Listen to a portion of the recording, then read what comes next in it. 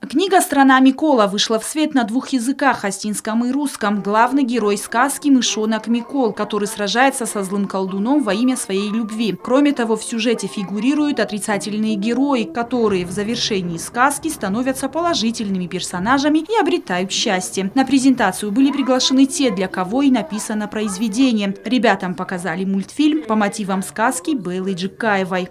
Я точно знаю, что без любви невозможно написать даже одно слово, тем более сказку. И спасибо вам, дети, что вы самые добрые на нашей планете, за улыбки, которые невозможно скрыть на ваших лицах.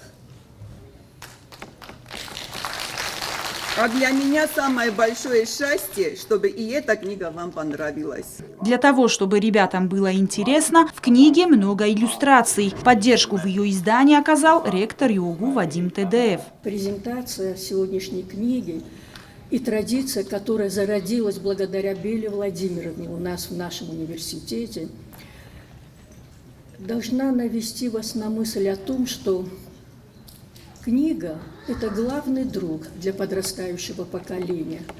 И в первый день лета, когда начинаются каникулы, книга должна стать вашим другом на все летние каникулы. Запланируйте себе прочитать все книги Беллы Джекаевой, перечитать даже те, которые вы уже прочитали. В сказках добро всегда побеждает зло. Они учат детей быть добрыми, помогают правильному восприятию мира.